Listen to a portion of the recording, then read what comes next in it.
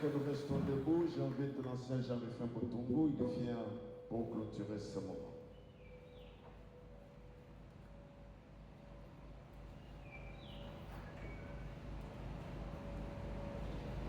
Nous venons encore une fois de plus te dire merci, tendre Père, parce que ton amour pour nous est infini. Tu as fait de grandes choses pour nous. Durant toute la semaine, même ce matin, éternel Dieu, nous étions dormis comme des morts. Tu nous as gardés durant toute la nuit et tu nous as réveillés le matin. Tu nous as offert ton souffle de vie gratuitement. Pendant la nuit, beaucoup sont morts. D'autres ont été même transportés dans des hôpitaux. Ils recherchent ce souffle de vie à prix d'argent. Mais toi, dans ton amour, dans ta grâce, tu as accepté encore de renouveler ta bonté en notre faveur. Et tu nous as donné la force de nous présenter devant toi. C'est pourquoi nous te sommes reconnaissants. Nous t'apportons ces actions de grâce en signe, éternel Dieu, de gratitude. Elles ne représentent rien devant toi. Ô Père, vois beaucoup plus nos cœurs que nous t'offrons en signe de reconnaissance. Tu es bon, tu es merveilleux, tu es riche en miséricorde et lent à la colère. C'est pourquoi nous te disons merci. Merci pour tout. Merci éternel Dieu pour toutes tes promesses pour nous. Merci pour ce matin parce que tu nous donnes encore l'occasion d'attendre ta voix. Merci tout au nom de ton Fils Jésus-Christ. Nous t'avons ainsi prié et nous disons tous ensemble, gloire et louange à toi Seigneur Jésus-Christ. Amen. Acclamons très fortement pour notre Dieu.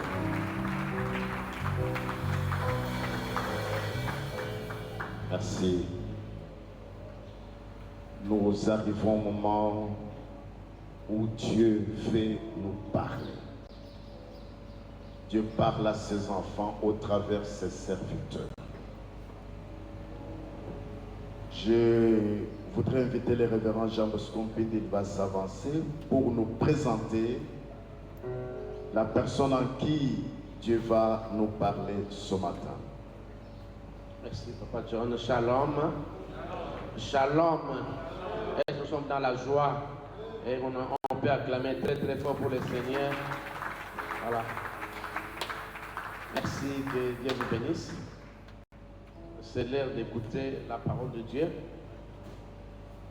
Et le prédicateur d'aujourd'hui, c'est quelqu'un d'habitué, mais nous la connaissons bien. Je prie à maman révérende Mado d'avancer ici avec beaucoup de considération. On peut acclamer pour l'accueillir. Voilà. Est-ce qu'il y a des gens qui la connaissent? Il y a des gens qui la connaissent. Vous pouvez lever la main ceux qui la connaissent. Voilà. Donc il y a d'autres personnes qui ne la connaissent pas. Elle est fille de la maison. Maman révérende Mado Mujinga. Elle est de cette église. Mamande. Pour les intimes. Vous savez que ça fait longtemps. Elle n'évolue plus avec nous. Elle est en Europe, en Belgique. C'est là maintenant où elle évolue. Alors nous avons profité de ce temps qu'elle est ici, qu'on puisse lui céder la chair. Parce que souvent quand elle vient, il n'y a pas d'espace, il y a les programmes déjà pleins. Et nous nous sommes concentrés avec Albert Toumba, non, pour ce dimanche du moins, malgré son emploi du temps, accorde-lui la chance de prendre place et parler au peuple de Dieu. Est-ce que vous en êtes Yambaye? Mamaya. Merci. Elle est à Bruxelles. Son église c'est Mahanaïm Church. C'est là où elle prie. Elle est accompagnée de notre sœur qui est sa petite sœur. Les anciens aussi la connaissent, c'est maman Justine Chikuna. Maman révérende, vous pouvez vous dire, voilà. C'est la sœur. Elle, ça fait longtemps, elle a disparu. Elle évolue à Pointe-Noire. C'est là où elle a son église. Et c'est à Pointe-Noire. Alors comme elles sont venues ici, dans les cas des affaires, et nous avons profité qu'elles soient ici. Merci maman Justine, que Dieu vous bénisse. Et sans tarder, pour ne pas gâcher le temps, je vous cède la micro maman et transmettre la parole de Dieu telle que Dieu vous l'a confiée. Merci.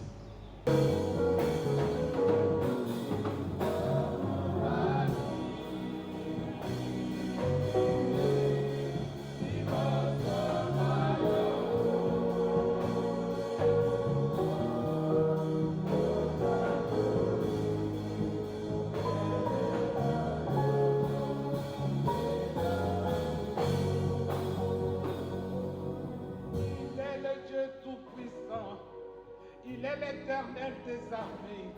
Il est le lion de la tribu de Juda. Il est le commencement et la fin. C'est lui qui me connaît par mon nom. C'est lui qui a permis que je puisse me retrouver devant vous ce matin. Je lui dis merci. Merci pour sa grâce. Merci pour sa grâce qui a permis que je sois compté parmi les vivants ce matin. Que son nom soit loué. Que son nom soit glorifié. Amen. Amen, amen, amen, amen. Amen, amen, amen, amen. Je suis dans la joie quand on me dit d'aller dans la maison de l'Éternel. Est-ce que tu es dans la joie ce matin? Est-ce que tu es dans la joie ce matin? Nous bénissons le nom de l'Éternel Dieu. Amen. J'ai dit merci au consistoire qui a bien voulu me mettre dans ce programme d'aujourd'hui. Merci beaucoup pour la considération. Que Dieu vous bénisse. Et merci à vous, le peuple de Dieu, qui est là ce matin pour pouvoir écouter la parole de Dieu. Amen. Nous sommes dans l'œuvre du Seigneur. C'est lui qui nous a appelés. C'est lui qui a voulu que nous puissions être là ce matin. Ainsi, nous allons prier. Éternel Dieu Tout-Puissant, je te confie ce moment, Seigneur. Je t'invite à ce que toi-même tu prennes contrôle de tout et que tu puisses bénir ta parole de ce matin. Qui suis-je pour parler de ta part? Il n'y a que toi seul qui peux parler à ton peuple. Alors je m'abandonne entre tes saintes mains. Je te demande, Père éternel, que tu puisses m'utiliser pour la gloire de ton nom. Tout ce qui sortira de ma bouche soit pour la gloire de ton nom. J'ai ainsi prié au nom de Jésus-Christ. Amen. Aujourd'hui, nous allons parler d'un thème qui est un thème très simple, qui est intitulé « L'homme qu'on appelle Jésus ». Amen. L'homme qu'on appelle Jésus. Nous allons prendre notre texte dans le livre de Jean. Jean chapitre 9. Je pense que c'est bien que nous puissions lire tout le chapitre pour une bonne compréhension. Nous lisons la parole de Dieu au nom de Jésus-Christ. Si nous pouvons nous tenir debout pour honorer la parole. Jésus vit en passant un homme aveugle de naissance. Ses disciples lui firent cette question. Rabbi, qui a péché, cet homme ou ses parents, pour qu'il soit aveugle? Jésus répondit, ce n'est pas que lui ou ses parents aient péché, mais c'est enfin que les œuvres de Dieu soient manifestées en lui. Il faut que je fasse, tandis que le jour, les œuvres de celui qui m'a envoyé, la nuit vient où personne ne peut travailler. Pendant que je suis dans le monde, je suis la lumière du monde. Après avoir dit cela, il cracha à terre et fit de la boue avec sa salive, puis il appliqua cette boue sur les yeux de l'aveugle et lui dit, va et lave-toi au réservoir de Siloé, nom qui signifie envoyé. Il y alla, se lava et se retourna, voyant clair. Ses voisins et ceux qui auparavant l'avaient connu comme mendiant disaient, n'est-ce pas là celui qui se tenait assis et qui mendiait? Les uns disaient, c'est lui, d'autres disaient non, mais il lui ressemble, et lui-même disait, c'est moi. Ils lui dirent donc, comment tes yeux ont-ils été ouverts? Il répondit, l'homme qu'on appelle Jésus a fait de la boue, a oué mes yeux et m'a dit, va au réservoir de Siloé et lave-toi. Je suis allé, je me suis lavé et j'ai recouvré la vie. Ils lui dirent, où est cet homme? Il répondit, je ne sais. Ils menèrent vers le pharisien celui qui avait été aveugle. Or, c'était un jour de sabbat que Jésus avait fait de la boue et lui avait ouvert les yeux. De nouveau, les pharisiens aussi lui demandèrent comment il avait recouvré la vie. Il leur dit, il a appliqué de la boue sur mes yeux et je me suis lavé et je vois. Sur quoi quelques-uns des pharisiens dirent, cet homme ne vient pas de Dieu, car il n'observe pas le sabbat. D'autres dirent, comment un homme pécheur peut-il faire de tels miracles? Et il y eut division parmi eux. Ils dirent encore à l'aveugle, toi, que dis-tu de lui? Sur ce qu'il a ouvert les yeux, il répondit, c'est un prophète. Les Juifs n'écrivent point qu'il lui était aveugle et qu'il lui recouvrait la vie, jusqu'à ce qu'il eusse fait venir ses parents. Ils les interrogèrent, disant, est-ce là votre fils que vous dites être né aveugle? Comment donc va-t-il maintenant? Ses parents répondirent, nous savons que notre fils et qu'il est né aveugle, mais comment il voit maintenant ou qui lui a ouvert les yeux, c'est ce que nous ne savons pas. Interrogez-le lui-même, il a de l'âge, il parlera de ce qui le concerne. Ses parents dirent cela parce qu'ils craignaient les Juifs, car les Juifs étaient déjà convenus que si quelqu'un connaissait Jésus pour le Christ, il serait exclu de la synagogue. C'est pourquoi ses parents dirent, il a de l'âge, interrogez-le lui-même. Les pharisiens appelèrent une seconde fois l'homme qui avait été aveugle. Ils lui dirent, donne gloire à Dieu, nous savons que cet homme est un pécheur. Il répondit, s'il est pécheur, je ne sais pas. Je sais une chose, c'est que j'étais aveugle et que maintenant je vois. Ils lui dirent, que t'a-t-il fait? Comment t'as ouvert les yeux? Il répondit, je vous l'ai déjà dit et vous n'avez pas écouté. Pourquoi voulez-vous l'attendre encore? Voulez-vous aussi devenir ses disciples? Ils l'injurèrent et dirent, c'est toi qui es son disciple. Nous sommes les disciples de Moïse. Nous savons que Dieu a parlé à Moïse, mais celui-ci, nous ne savons d'où il est. Cet homme leur dit, il est étonnant que vous ne sachiez d'où il est. Et cependant, il m'a ouvert les yeux. Nous savons que Dieu n'exauce point les pécheurs. Mais si quelqu'un l'honore, il fait sa volonté. C'est celui-là qui l'exauce. Jamais on n'a entendu dire que quelqu'un ait ouvert les yeux d'un aveugle né. Si cet homme ne venait pas de Dieu, il ne pourrait rien faire.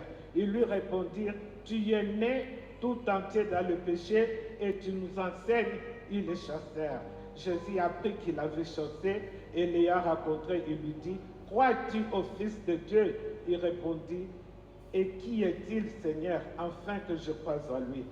Tu l'as vu, lui dit Jésus, et celui qui te parle, c'est lui. Et il dit, je crois, Seigneur, il se prosternant devant lui. Jésus dit, je suis venu dans ce monde pour un jugement, pour que ceux qui ne voyaient point puissent voir et ceux qui voient deviennent aveugles. Parole du Seigneur.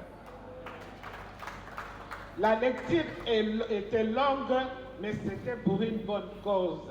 c'est pour que nous puissions comprendre le sens même de ce que nous allons parler ce matin. L'homme qu'on appelle Jésus.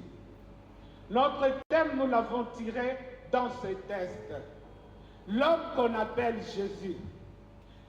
Quand l'homme qu'on appelle Jésus se pointe quelque part, il y a les dominations qui tombent, il y a les chaînes qui sont brisées, il y a les malades qui guérissent et les morts même qui ressuscitent. Cet homme était un aveugle né. C'est ce que la parole de Dieu nous dit. Qu'il est né aveugle. Ça signifie que cet homme était déjà condamné dans le ventre de sa mère. Dès la conception, elle était condamnée. Pendant qu'elle n'était qu'un fœtus. C'est-à-dire, il ne savait rien. Il n'a rien fait. Dans le vide, il était condamné. Alléluia. Il était sous la condamnation dès sa venue dans le ventre de sa maman. Parce que c'est la Bible qui nous le confirme. C'est la Bible qui nous dit qu'il est né aveugle. Alléluia. Il a passé toute sa vie dans l'obscurité totale, dans le ténèbre total, parce qu'il était condamné. Je me rappelle que dans le temps, à chaque fois qu'une maman était enceinte, elle ne disait rien. Elle cachait. Parce que dans le temps, on disait qu'on initiait les bébés qui sont dans le ventre de leur maman. Donc, on cachait, on ne disait rien. Même quand ça se voyait, quand on dit « Ah, maman, tu es enceinte », on rigole, on ne dit rien. Parce que c'est quelque chose qu'on ne voulait pas donner beaucoup de détails dessus. Alléluia. Mais ce n'est pas comme le monde actuel. Hein. Le monde actuel, dès que la grossesse a 24 heures, c'est tout le monde qui est au courant. C'est tout le monde qui sait qu'elle est enceinte. Elle est enceinte. Vous voyez comment ces choses-là changent. Alléluia. Dans le temps, on craignait. On ne disait rien. Mais cet enfant, je ne sais pas si c'était son cas aussi. Mais ce que je sais est que la parole de Dieu me dit qu'il est né aveugle. Donc, dans le ventre de sa maman, il était déjà aveugle. Alléluia. Et quand il est venu au monde, on commençait à l'amener. Là, il y avait un endroit où on le déposait devant la synagogue pour qu'il puisse mendier. Mais chose bizarre, la grâce de Dieu l'a localisé. Lui n'est pas allé vers Jésus. Comme nous avons vu Bartimée dans la Bible. Lui a crié vers Jésus. Lui, il a dit, Jésus, fils de David, aie pitié de moi. Lui a fait une démarche pour que le Seigneur puisse le voir, pour que le Seigneur puisse le remarquer. Mais celui-ci, lui n'a rien fait. Lui était dans son coin. Il attendait. Il faisait ce qu'il avait l'habitude de faire chaque jour. Mais ce jour-là, la grâce de Dieu l'avait localisé. Alléluia. Alléluia. Maintenant, le disciple pose la question à Jésus. Et c'est à cause de ses péchés ou à cause des péchés de ses parents qu'il est aveugle. Amen. Écoutez la réponse de Jésus. Il répond que ce n'est même pas à cause de ses péchés ni des péchés de ses parents. C'est pour que les œuvres de Dieu soient manifestées en lui. Alléluia. La grâce l'avait localisé. La grâce a marché. La grâce a marché jusqu'à là où il était. Et la grâce l'a saisi. Et le Seigneur l'a vu. Mais la Bible nous dit que Jésus s'est précipité. Jésus a craché par terre. Il a fait de la boue avec sa salive. Il a appliqué sur le jet de cet homme. Il lui a dit, va au réservoir de Siloé, va te laver. Mais il y a quelque chose, moi, qui m'a dérangé. Mais parce qu'il ne voyait pas. Mais comment il allait faire pour arriver au réservoir de Siloé? Alléluia. Il n'a pas fait comme l'autre que nous avons vu dans l'Ancien Testament.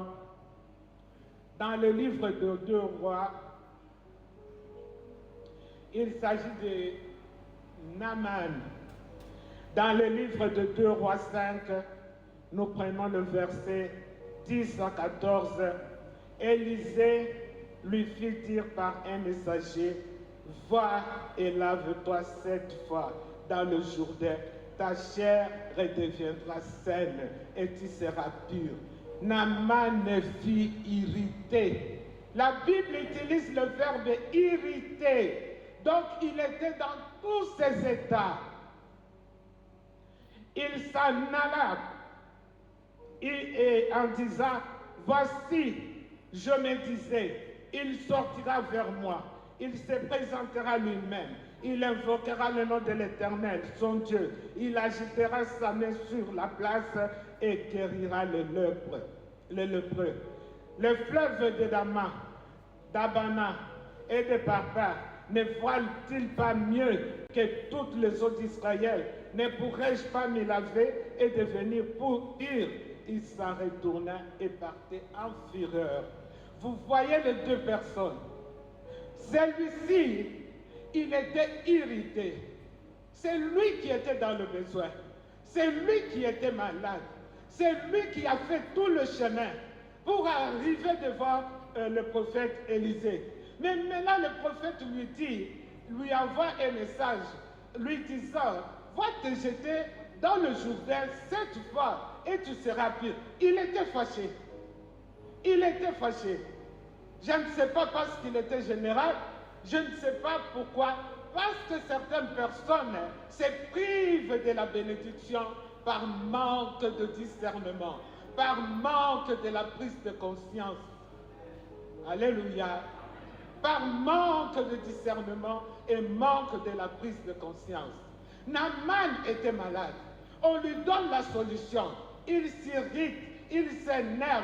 Il fallait l'intervention de ses serviteurs pour qu'il cède et qu'il aille se jeter dans le Jourdain. Mais par contre, celui-là, l'aveugle né, la Bible me dit qu'il a obéi. Il a obéi. L'obéissance vaut mieux que toute autre chose. Amen. Et en étant un enfant de Dieu, si on n'a pas l'obéissance, on est déjà perdu dès le départ. Ni t'était l'intervention de ses serviteurs, il aurait rentré avec son lèpre. Mais parce que ses serviteurs ont insisté, il a accepté et il était guéri aussi. Mais celui-ci, bien qu'il ne voyait pas, bien qu'il ne, peut-être qu'il connaissait, mais je ne pense pas qu'il connaissait le chemin. Parce que la Bible nous dit que c'était un aveugle né. Donc on le tenait par la main pour l'amener. Mais cette fois-là, il n'y avait personne pour le tenir la main. Jésus lui dit, va. Il obéit par la foi. Alléluia. La parole de Dieu nous dit, nous devons marcher par la foi et non par la vue. Alléluia. Quand on marche par la vie, on va tout droit dans la perdition. On va tout droit vers le ruine. Mais quand on marche par la foi, on a la victoire, on a la vie éternelle. Amen. Cet homme, quand le Seigneur lui a dit, va au réservoir de Siloé, va te laver, comme la grâce l'avait déjà localisé, le Saint-Esprit était à l'œuvre. Donc, sur le plan spirituel, il était déjà guéri. Sur le plan spirituel, il voyait déjà et il a marché, il a marché, il a marché par la foi, il a marché jusqu'au réservoir. Alléluia, la foi.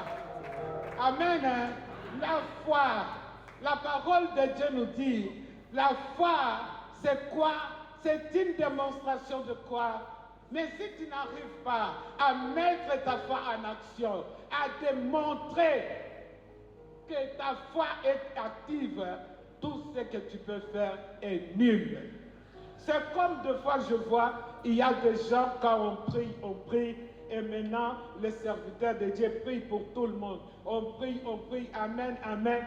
Mais pour sortir, il revient encore. Oh pasteur, moi mes jambes là. Oh pasteur, je fais des rêves. Mais on vient de prier. Où est ta foi? Alléluia. Où est ta foi?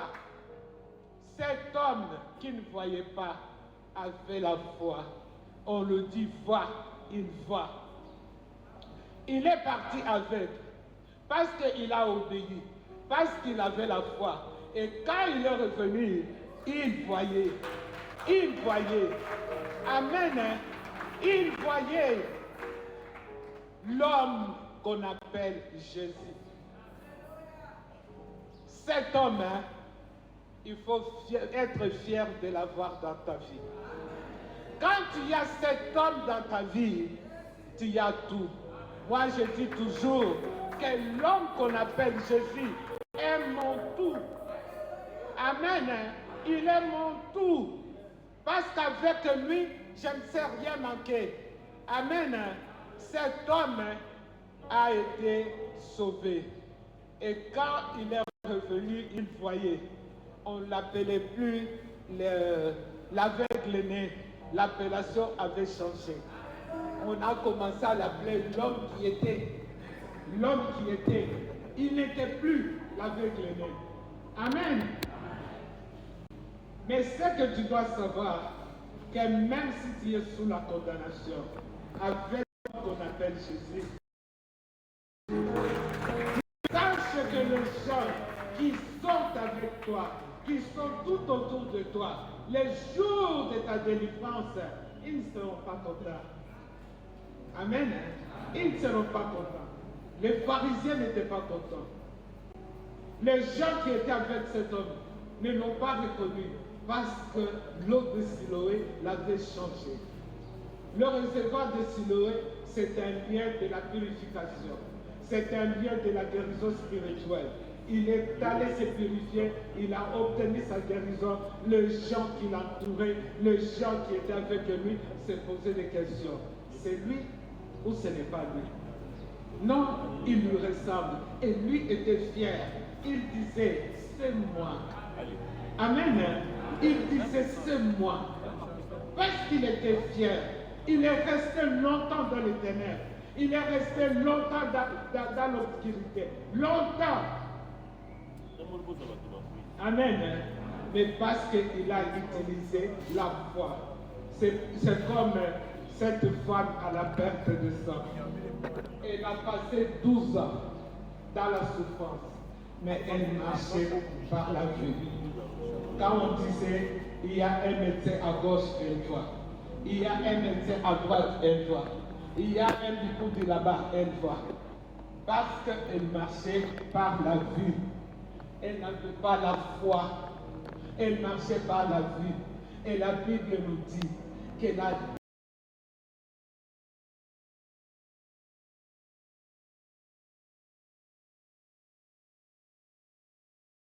parce qu'elle marchait, j'insiste, elle marchait par la vue. Elle n'avait pas la foi. Mais les jours, même nous les enfants de Dieu, quand nous marchons, quand nous voyons que rien ne marche, nous devons nous ressaisir un moment, nous asseoir, réfléchir, se poser des questions. Mais pourquoi? C'est ce que cette femme à la perte de sang a fait. Elle s'est ressaisie. Elle a dit, j'ai tout dépensé. Maintenant, qu'est-ce que je fais? Qu'est-ce qui ne va pas? Qu'est-ce qui ne va pas? Et quand elle s'est ressaisie, il y a une prise de conscience. Ça, c'est très important. Dans la marche avec le Seigneur, il faut toujours avoir une prise de conscience. Elle s'est ressaisie. Elle a pris conscience. Elle s'est dit, mais non, comment je peux marcher comme ça? Et pendant ce temps, elle s'est souvenue qu'il y a un monsieur, l'homme qu'on appelle Jésus, celui-là ne va rien nous écouter. Amen. Elle s'est ressaisie. Elle s'est dit, mon frère. Mais il est là, celui qui a la solution est là. Et j'ai perdu 12 ans. Elle s'est dit, parce qu'elle était traitée d'impure, elle ne pouvait pas aller comme ça quelque autre chose que là où il y avait Jésus. Il fallait y aller en cachette. Moi, je dis toujours qu'elle est partie à 4 pattes pour qu'on ne la voie pas. Elle est partie en douceur. Et elle se disait en elle, ça ne sert à rien d'aller l'embrasser, ça ne sert à rien de faire quoi que ce soit. Il suffit seulement que je touche, ne fût-ce que le bord de sa robe, et je serai sauvé. La foi en action. La foi en action, c'est ce qui change tout. Et quand elle est arrivée, la Bible nous dit, dès qu'elle a touché, elle était sauvée.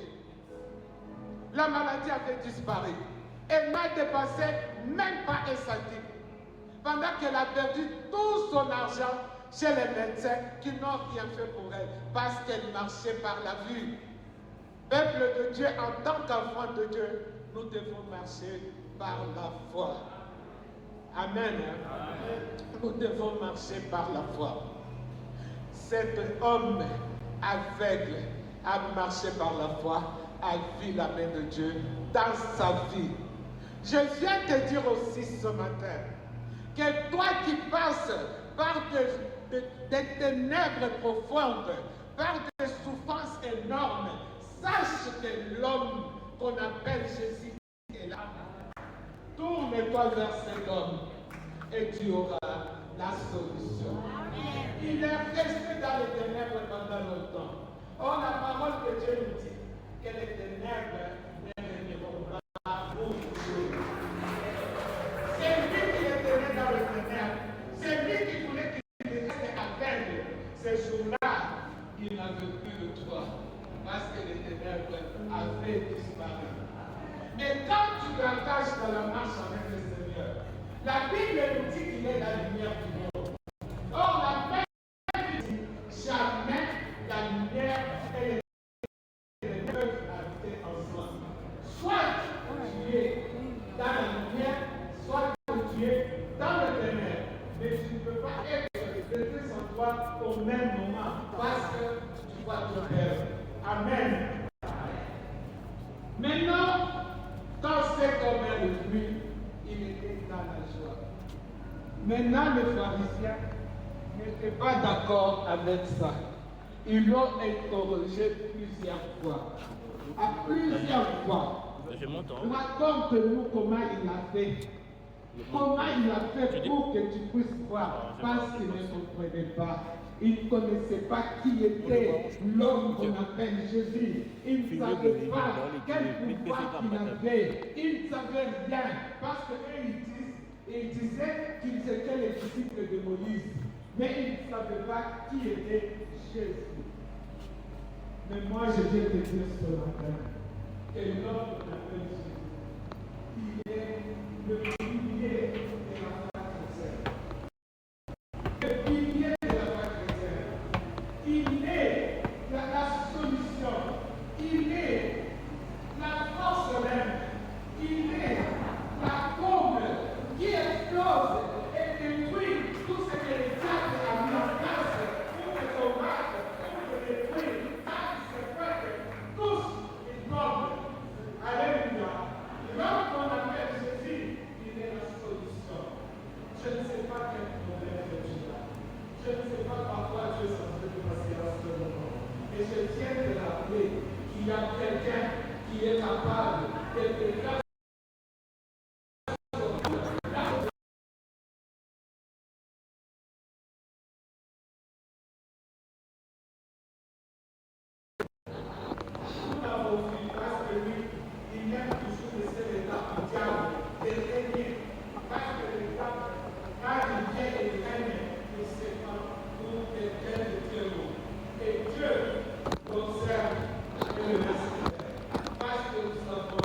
et lui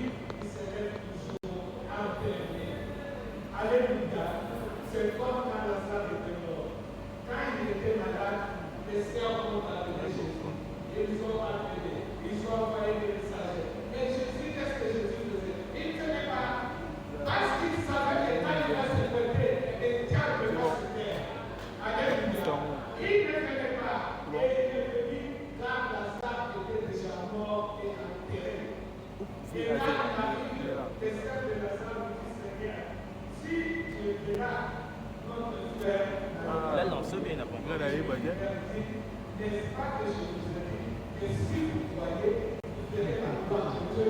Même si maintenant, même si on enverrait tous les doigts, même si on enverrait toi-même, si on ne pense que tu vois, parce que l'homme qu'on appelle Jésus, parce que tu as sorti, parce que Alléluia, la Bible nous dit que quand il est arrivé, Quand tu viens, il faut mettre ça ici.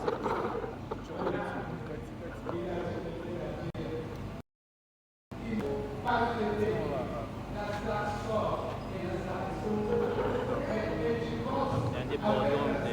qui a fait 4 jours sous terre et sorti, n'est pas ton problème. Tu penses que le résoudre. Alléluia. La femme à la perte de ça a fait tout ça. Mais il est sorti. Il a été guéri.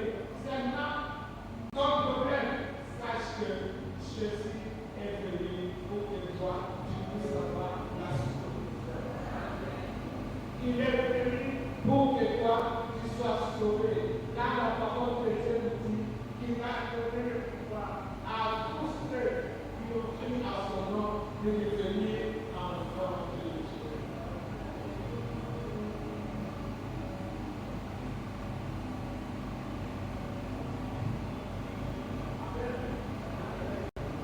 De devenir enfants de Dieu.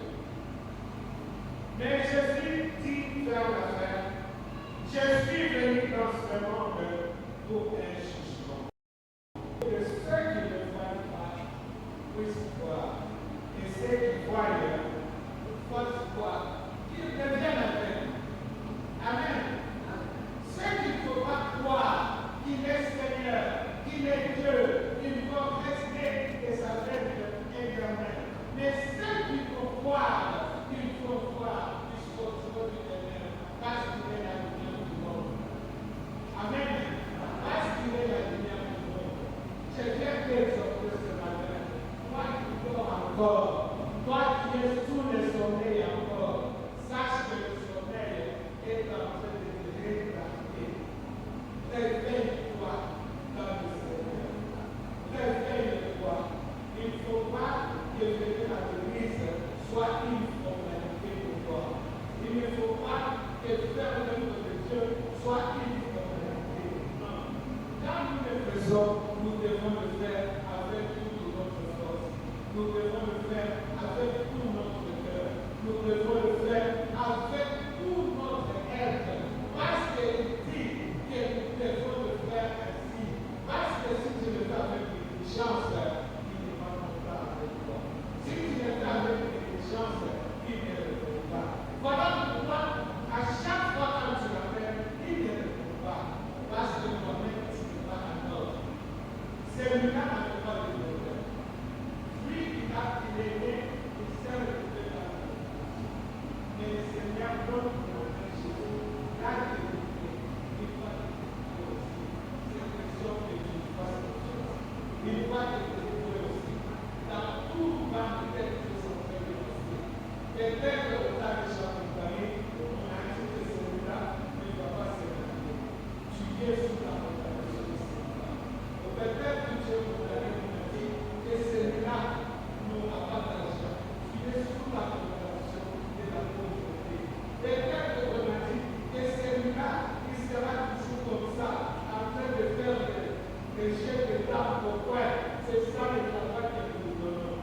Et moi, je vais te dire ce matin que ce sont des menteurs. Ce sont des menteurs. Parce que nous savons celui qui est au-dessus de toutes ces choses. Nous savons celui qui a dit toute distance d'un monde de ténèbres. Alléluia.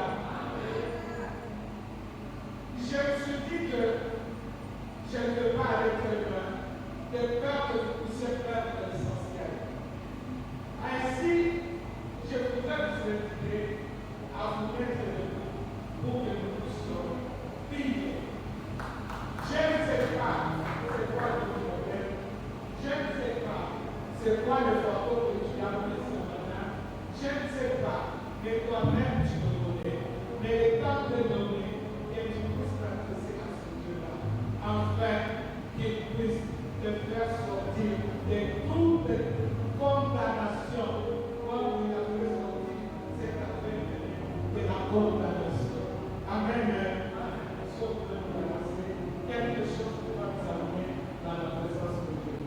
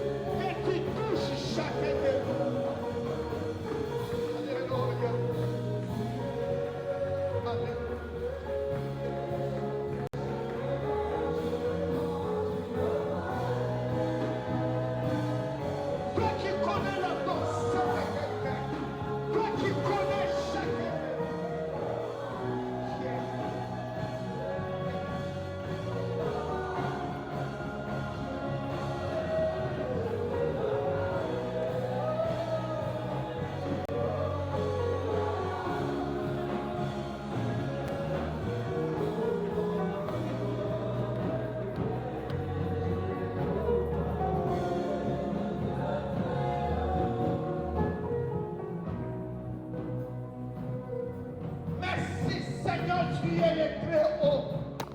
Toi qui fais tout, tu es au-dessus de toutes choses, Seigneur. Étends ta main, Seigneur. Nous t'avons imploré, éternel Dieu. Toi qui guéris le malade, que ton nom soit élevé dans la vie de mon frère et de ma soeur. Que ta présence s'émane dans la vie de chacun de nous. Là où nous les hommes, nous sommes limités. Que tu étendes ta main ce matin, Seigneur. Jésus, l'homme de Galilée. Tout le monde qui était venu à toi était guéri. Merci pour ta présence. Merci pour ta main puissante ce matin. Merci pour le message. Merci Jésus. Car c'est toi le médecin. Le docteur par excellence. Ton nom soit loué. Ton nom soit exalté. Nous t'avons ici prié. Dans le nom puissant de Jésus-Christ de Nazareth. Et nous disons, merci Seigneur Jésus-Christ. Communiquer. Après, communiquer. Acclamez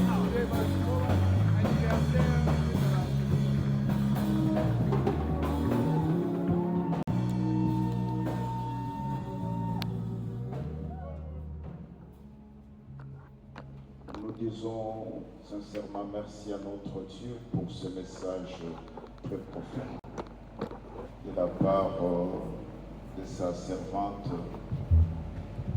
la révérende Madame Mouchila. Nous arrivons au moment d'accueillir les frères et sœurs, ceux-là qui sont venus prier avec nous pour la toute première fois dans ce temple, s'ils sont là, qu'ils veuillent bien accepter de se tenir debout. Nous voulons les voir, nous voulons les saluer. Merci. Oh, nous sommes immensement bénis ce matin. Est-ce qu'on peut acclamer pour notre Dieu? Wow. Vous restez debout. À la même occasion, nous invitons également la révérende Justine Chikuna. Elle fait aussi cette émission avec la révérende Matour. Pour votre présence, nous bénissons Dieu. Pour votre présence, nous sommes bénis. C'est pourquoi l'Assemblée, nous acclamons pour tous ces biens.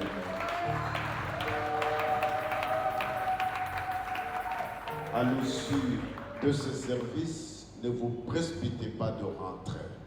Vous allez prendre place au tout dernier banc et nos services vont vous conduire dans la salle paroissiale pour un petit moment d'entretien. Et si vous demeurez pour un long séjour parmi nous, nous vous prions de continuer à venir prier avec nous. Mais si il se fait que vous devez entrer dans vos lieux de culte habituels, acceptez de transmettre nos salutations aux bien-aimés de la Sainte Calélo qui vous ont accueillis ce matin. Merci de vous asseoir. Nous laissons la place au communicateur Vincent Christophe Chibou. Église, alléluia. Alléluia. Écoutons les annonces de la parole. Nous avons une enveloppe d'action de grâce qui vient de notre sœur, maman Mireille Malou, si elle est là, elle peut s'élever. Maman Mireille. Ok, la Mireille est là. Elle rend grâce à Dieu d'avoir ajouté une année de plus depuis le jeudi 11 juin 2026. Elle dit que son nom soit glorifié dans sa vie. On doit acclamer très fort pour notre Seigneur. C'est déjà le 11 que notre Seigneur avait tenu une autre bougie dans sa vie. Et pourquoi elle rend grâce à Dieu pour sa grâce. Et à l'occasion, nous demandons au révérend Jean-Bosco Pim de venir prier pour cette action de grâce.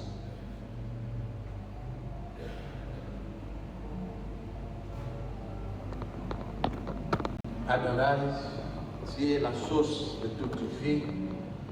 Et c'est toi Dieu le maître de la vie de ta fille qui est reconnaissante envers toi pour une année de plus que tu viens d'ajouter à sa vie.